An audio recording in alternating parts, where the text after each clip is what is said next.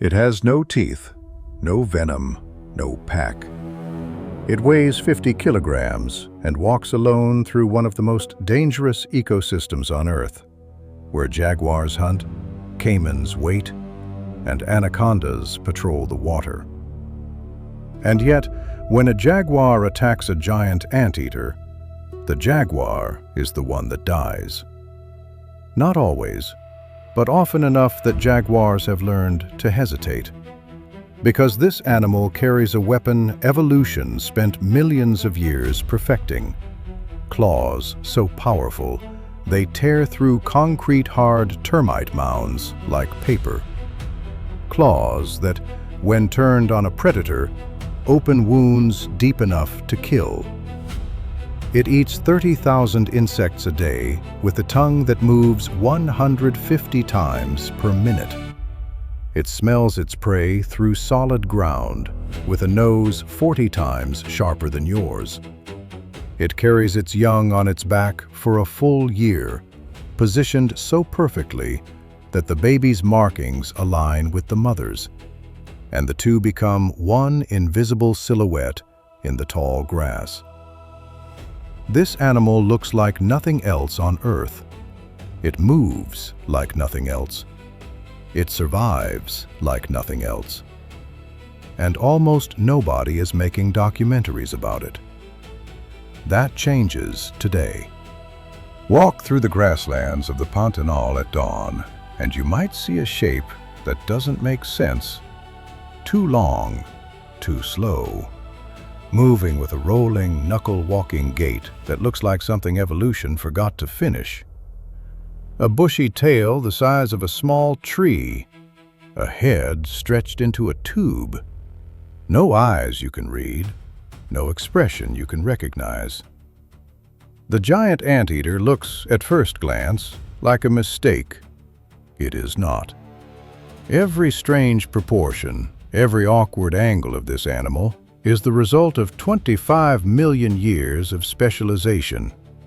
A body built around a single radical idea.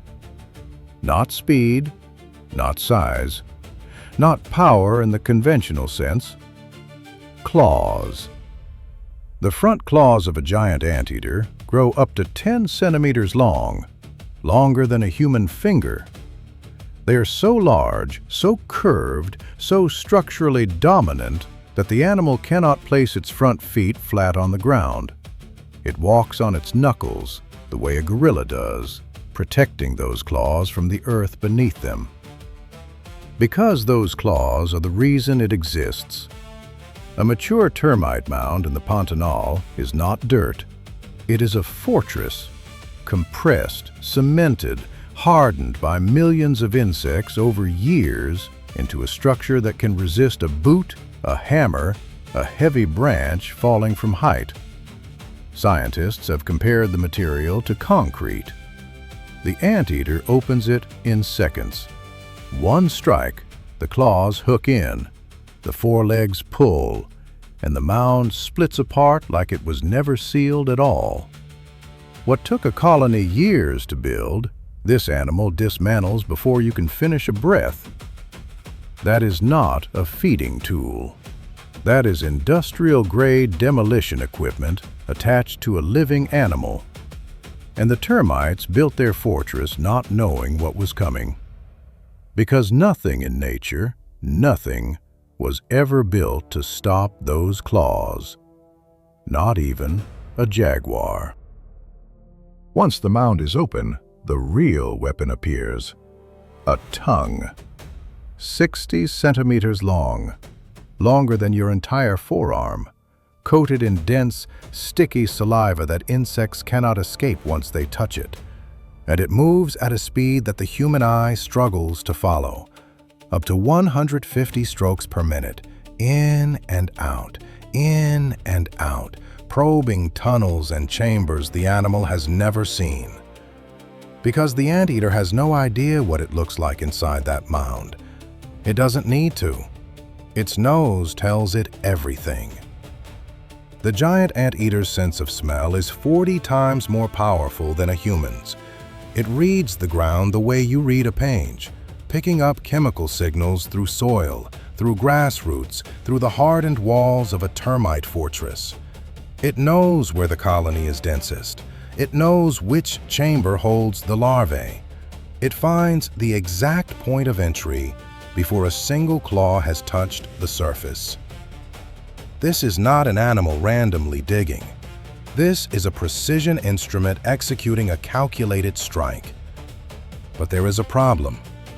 Those claws tear open the mound, and immediately the colony fights back.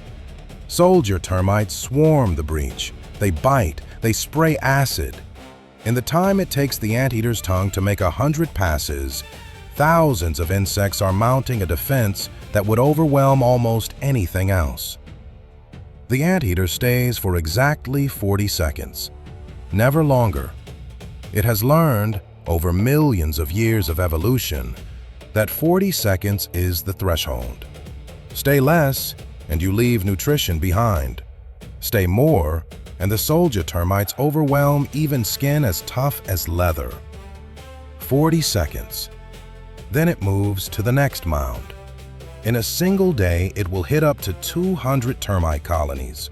It will consume 30,000 insects, and it will do it all on a jaw that cannot chew, a mouth opening no wider than a human nostril, with no teeth anywhere in its skull. The tongue does everything. The claws open the door. The nose finds it first. 3 tools, 25 million years of refinement, one of the most efficient feeding machines the animal kingdom has ever produced. The jaguars, the apex predator of the Pantanal. It kills caimans with a single bite to the skull. It drags prey its own weight out of rivers and into trees. Nothing in this ecosystem hunts the jaguar. But the jaguar hunts the anteater, or tries to. And sometimes that decision is the last one it makes. The attack comes the way jaguar attacks always come, silent, fast, from behind. The cat closes the distance before the anteater knows it is there. It launches, it lands. And then something goes wrong for the jaguar. The anteater does not run. It cannot outrun a jaguar. It was never built for speed. Instead, it does something that takes a fraction of a second and changes everything. It rears up onto its hind legs, wraps its forelegs around the jaguar's body, and pulls it close, like an embrace. Except those front claws are now pressing into the jaguar's flanks with the same force that splits concrete termite mounds. Jaguar kills have been found in the Pantanal, apex predators, animals that fear nothing, with wounds from anteater claws deep enough to reach the organs. Not scratches, punctures. The kind of damage that kills slowly, over hours, from blood loss and infection. The anteater does not fight to win. It fights to make the cost too high. If a cat killing a crocodilian rearranges what you thought predators could do, this does something else entirely. This is prey that turns a jaguar's own momentum into a weapon. The harder the jaguar pushes, the deeper those claws go. Most jaguars learn. They watch anteaters from a distance. They circle, they hesitate, and eventually they walk away and find something easier. The ones that don't learn don't get a second chance to. An animal with no teeth, no venom, no speed, and no pack has made the most powerful predator in the Americas think twice. Not through aggression, not through armor, through claws that were never designed for war, but work perfectly for it anyway. If this changes how you see what prey animals are capable of, subscribe. We are just getting started. For all its strangeness, the giant anteater does one thing that stops people completely when they see it for the first time.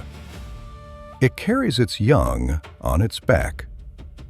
A single pup, born after a 6-month pregnancy, already the size of a small dog, climbs onto its mother within hours of birth and stays there for up to a year.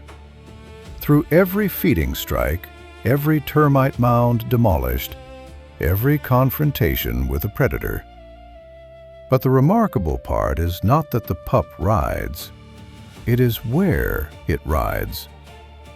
Position the pup on the mother's back, and its markings, the dark stripe across its shoulders, the pale fur on its flanks, align almost perfectly with the mother's own pattern.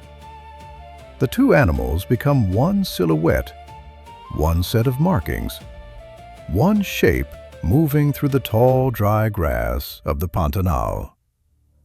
From a distance, a predator scanning for prey sees a single animal, not a vulnerable mother carrying something precious, just one large, strange shape moving slowly through the heat. Evolution did not do this by accident. The mother adjusts the pup's position constantly, shifting it during feeding, repositioning it before rest. The pup grips with claws already curved and strong. And when the mother rears up to defend herself, the pup holds on through the entire confrontation, pressed against her back while those front claws do their work below. This is not instinct in the simple sense. This is a system, a two-animal defense built into the biology of both mother and offspring from the moment of birth. The pup learns everything from that position. It watches every mound opened, every colony struck, every predator faced and turned away. By the time it descends and walks alone, it already knows this world, because it spent a year watching it from the safest place in the Pantanal, its mother's back. The giant anteater has survived on this planet for 25 million years. It outlasted predators that no longer exist. It walked through climate shifts that erased entire ecosystems. It adapted to grasslands, to forests, to the flooded plains of the Pantanal, carrying nothing but those claws, that tongue, and a nose that reads the earth like a map. And now, in a single human century, it is disappearing. The grasslands of the Cerrado, the anteater's primary home, have lost more than half their original cover to agriculture. Every year, more savanna becomes farmland, more corridors close, more territories fragment into isolated patches too small to sustain a population. The anteater needs space. A single animal patrols up to 25 square kilometers. It does not share territory easily. It cannot compress its range into a smaller footprint and survive, because the termite colonies it depends on need time to recover after each strike. Remove enough land and the math stops working.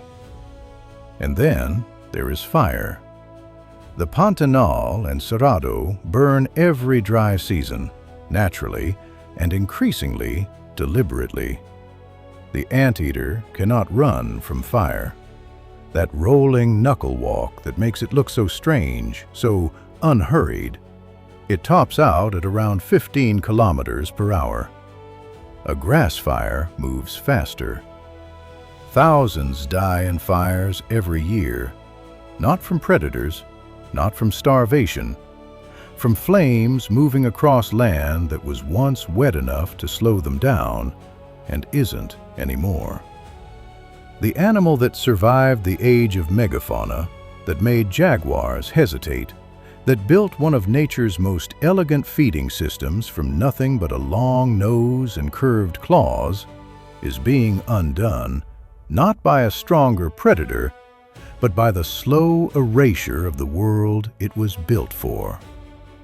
It is still out there, in the deep grass of the Pantanal, in the remaining corridors of the Cerrado.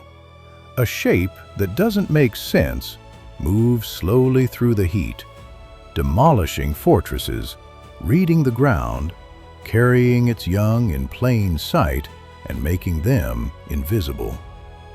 25 million years of survival, still walking. The question is whether we leave it enough world to keep walking through. Subscribe to Wild Instincts. The wild is still full of animals that will change how you see everything, and we are going after every one of them.